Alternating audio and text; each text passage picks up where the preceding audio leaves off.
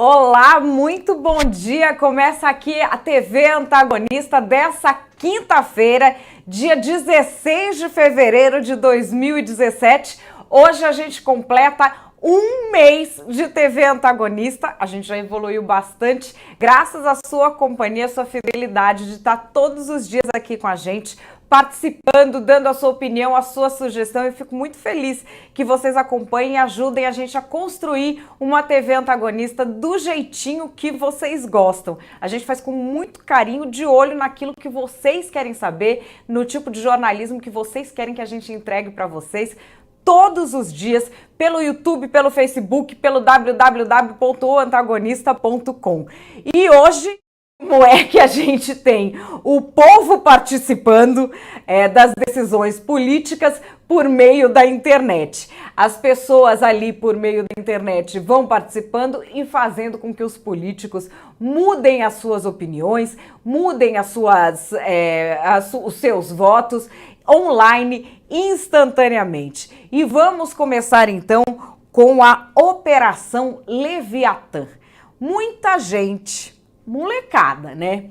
Ficou me escrevendo, achando super legal que o cara da Polícia Federal finalmente colocou o nome da Operação Leviatã de uma coisa hypada que tá todo mundo vendo, que é o Supernatural, o Leviatã.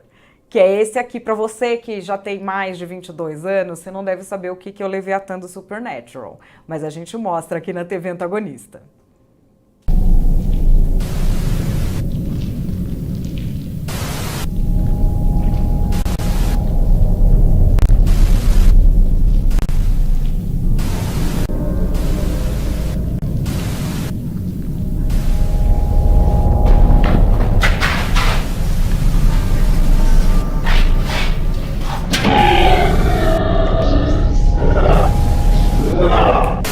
Vocês já viram esse monstro aí, o Leviatã, que a molecada toda conhece, mas não é por isso, molecada, que tem o nome de Leviatã.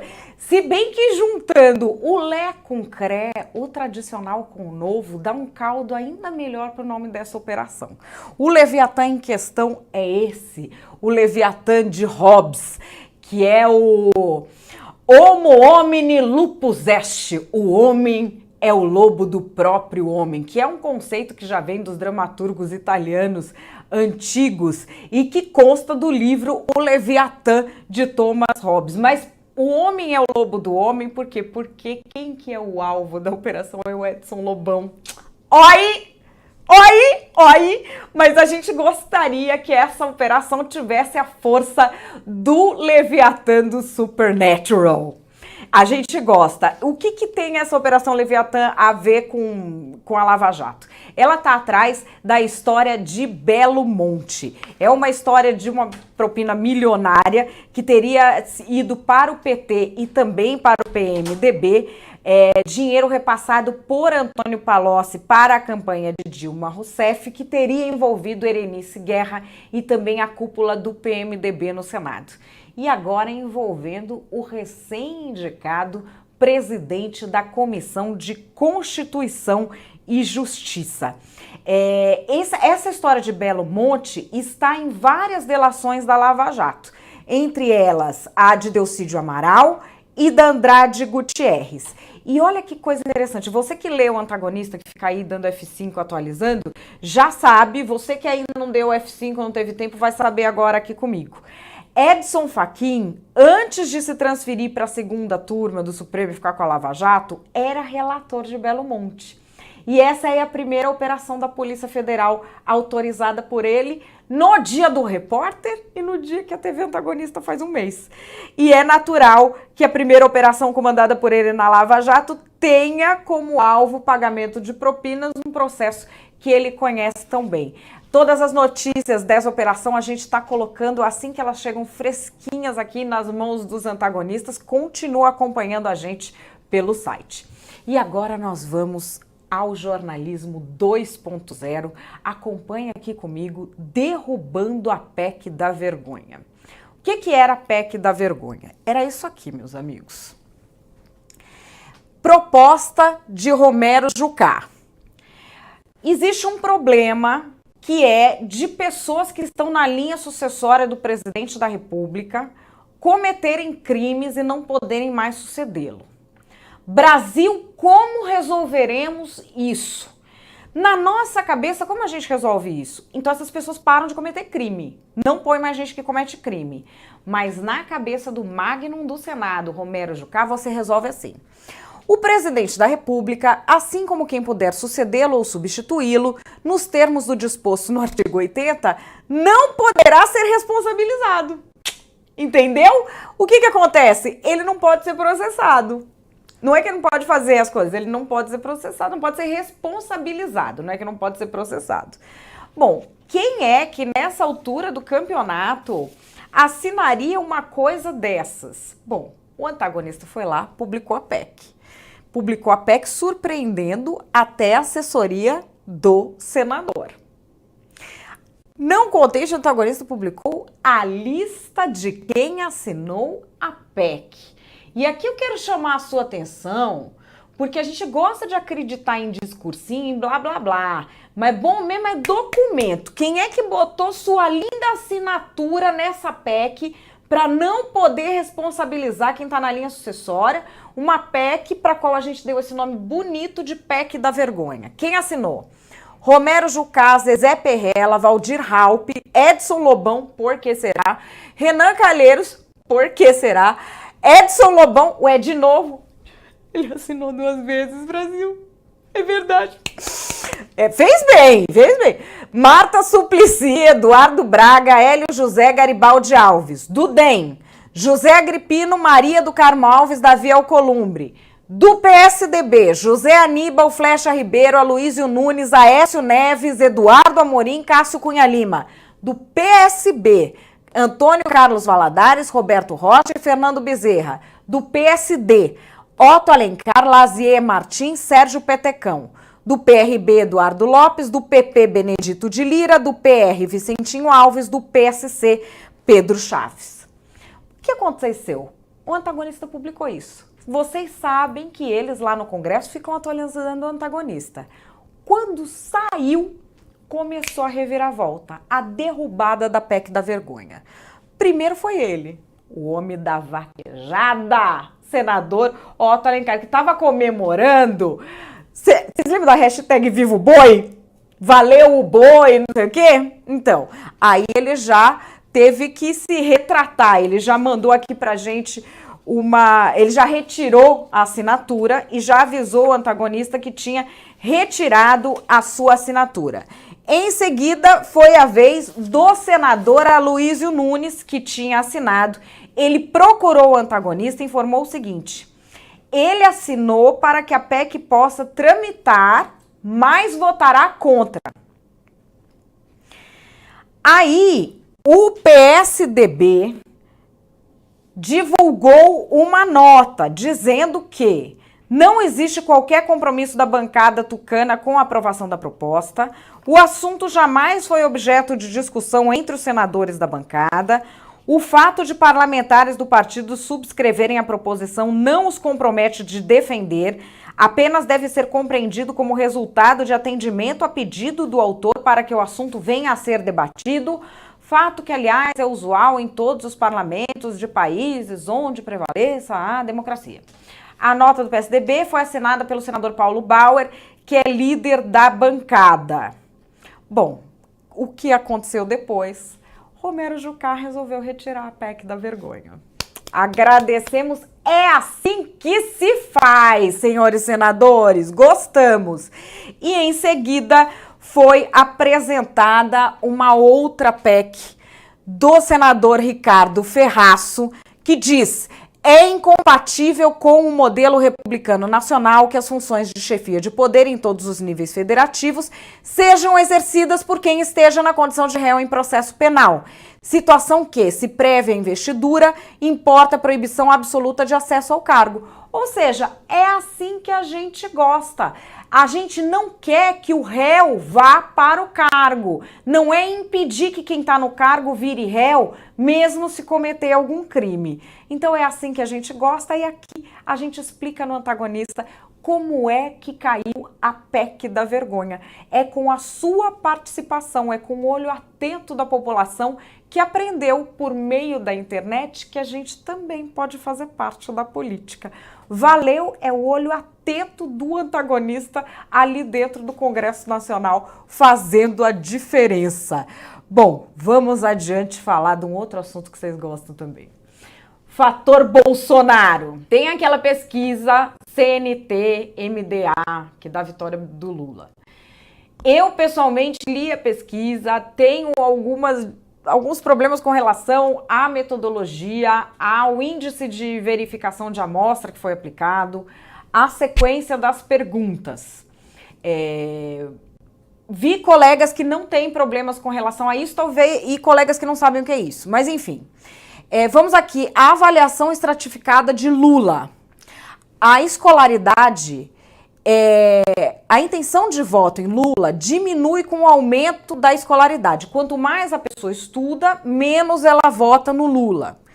Quanto maior é a renda da família, menos essa família pretende votar no Lula. E olha que coisa interessante, com Jair Bolsonaro acontece o oposto. Quanto mais a pessoa estuda, mais ela vota no Bolsonaro. E quanto mais a família tem renda, mais ela vota no Bolsonaro. Achei uma coisa interessante que se fez a avaliação de se o eleitorado é de gênero masculino ou feminino para o Bolsonaro, mas a pesquisa não forneceu esse dado no caso do Lula. Nas pesquisas que eu verifiquei, Ibope e Datafolha, Lula tem um eleitorado predominantemente masculino.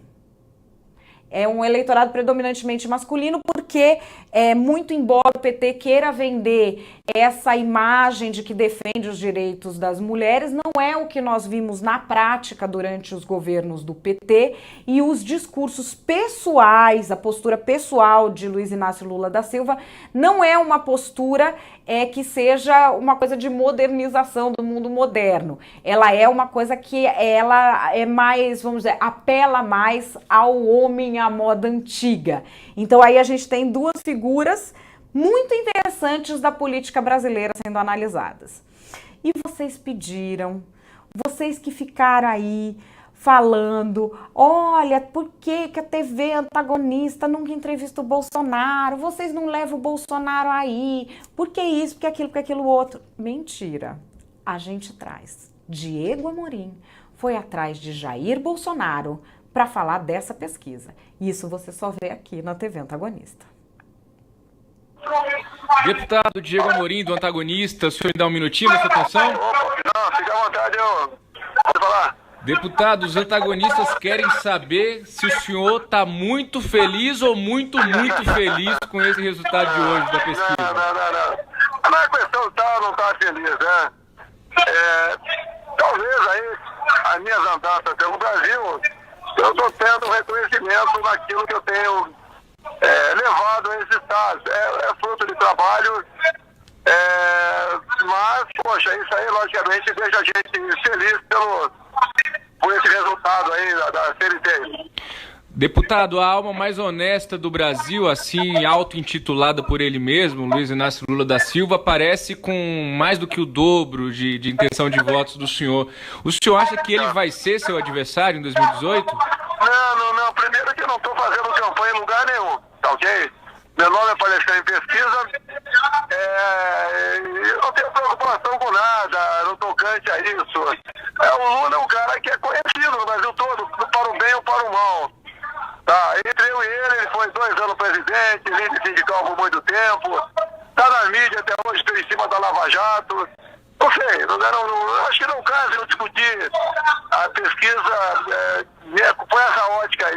Deixa o tempo passar e vamos ver se amadurece essa intenção do povo aí no tocante à mudança para 2018. Mas deixa eu só insistir mais uma vez, deputado, por gentileza. E a frente do Aécio? Como é que o senhor se sente aparecendo à frente de um ex-governador e que ficou em segundo lugar nas últimas eleições? Não, eu sou diferente dos candidatos que estão aí.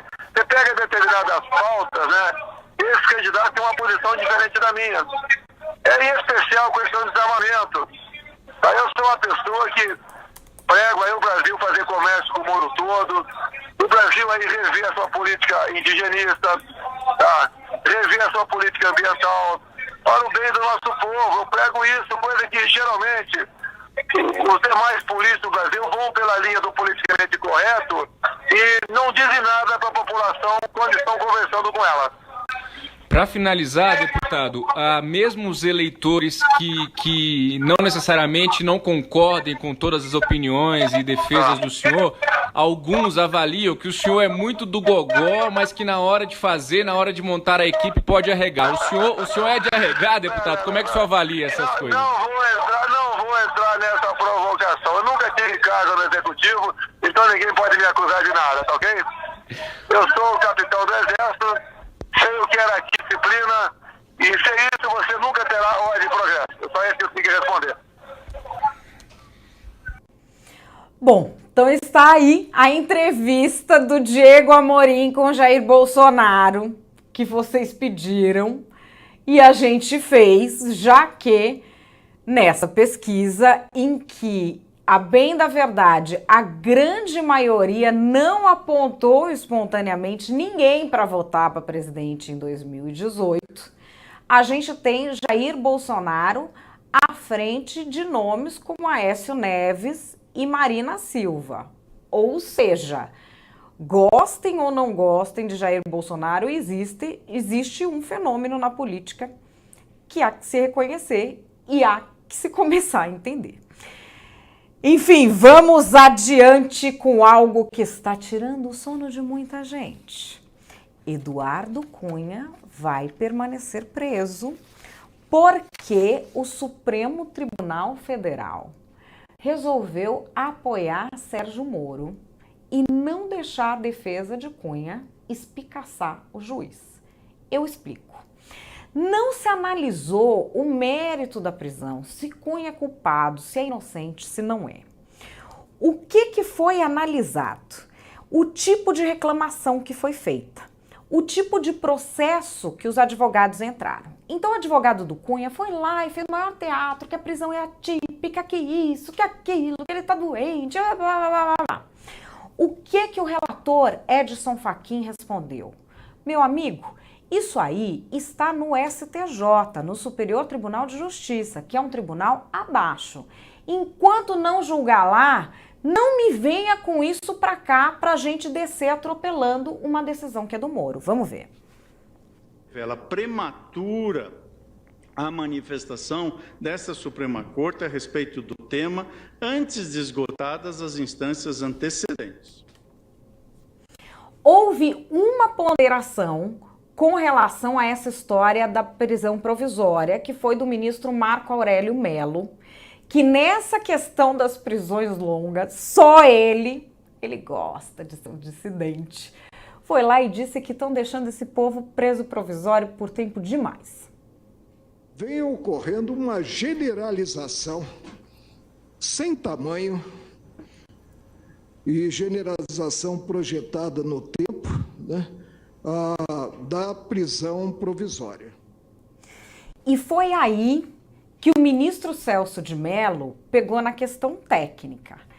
Ele falou o seguinte, ok, se a defesa dele acha que está muito tempo preso provisoriamente, então ela entre com o tipo de recurso correto, que era o quê? O habeas corpus. O habeas corpus é quando você simplesmente pede para que o seu cliente seja solto, porque você acha que tem motivos para ele ser solto.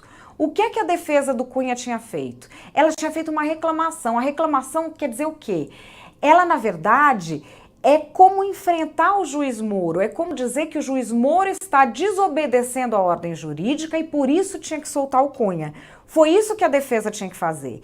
E o Celso de Mello, Carmen Lúcia, todos os outros, inclusive o Marco Aurélio, nisso ficaram firmes com o Moro. E é por isso que muita gente está perdendo sono. Porque o que eles disseram é o seguinte, nós não vamos nem analisar se é para esse homem estar preso ou estar solto. Você vem aqui dizer que quer soltar o seu cliente. Não que o Moro está desobedecendo o Supremo. Vamos ver. É viável a concessão de ofício, no caso, da ordem de habeas corpus. Assim, senhora presidente, pedindo vênia, eu também acompanho o voto do eminente ministro relator e, em consequência, nego o provimento ao presente recurso de agravo interno. Pois não. Também eu acompanho o relator para negar provimento ao agravo, considerando que o caso não é de reclamação, uma vez que não me pareceu ter havido, tal como foi unânime aqui a compreensão, de descumprimento de decisão deste Supremo Tribunal Federal. E na saída da sessão, o ministro Celso de Mello deu numa entrevista coletiva o recado que está tirando o sono de muita gente. Esse joguinho de tentar ir lá para o Supremo, falar que o Moro está sendo rígido demais, não está cumprindo a Constituição, está ficando a gente muito tempo presa, não vai dar certo. Vamos ouvir da boca do ministro Celso. Não apenas eu, mas os outros ministros da segunda turma têm, na verdade, validado e mantido as decisões do juiz Sérgio Moro, por entendê-las perfeitamente compatíveis com a nossa ordem jurídica. Tá aí. Tem gente que depois dessa não vai mais dormir. A gente vai. É assim que a gente gosta. É isso. A gente vai encerrando aqui essa edição das 10 horas da manhã, um mês de TV antagonista. A gente espera estar crescendo aí à altura daquilo que vocês esperam da gente. Agradeço muito a confiança de sempre, o carinho de vocês aqui no chat, todas as sugestões que vocês mandam e a gente tenta, na medida do possível, ir atendendo. As informações que vocês têm mandado, essa colaboração que é sempre constante. E, enfim, terminando a TV Antagonista, lembrando que a TV Antagonista tem o patrocínio da Empíricos, que é sócia do Antagonista. A gente estava agora há pouquinho falando que o dólar está baixo. Eu nem tinha reparado, o pessoal aqui da produção que reparou. Se você quer saber mais sobre o dólar, eu aconselho você a ler o relatório financeiro da Empíricos. Vai lá, www.oantagonista.com/dólar. O relatório da Empíricos é legal porque ele é independente. Empíricos não tem o rabo preso com ninguém, não é banco, não é corretora, é uma consultoria financeira que tem como objetivo fazer pessoas comuns como você, como eu, aprenderem a ganhar dinheiro investindo. Então vai lá, www.oantagonista.com/dólar, ou você que está no YouTube, clica nessezinho aqui que vai no mesmo lugar. Põe o seu e-mail, você recebe um relatório financeiro gratuito falando sobre o futuro do dólar. Depois me conta o que é que você achou. A gente volta ao vivo às 4 da tarde. Muito obrigada, um beijo, tchau.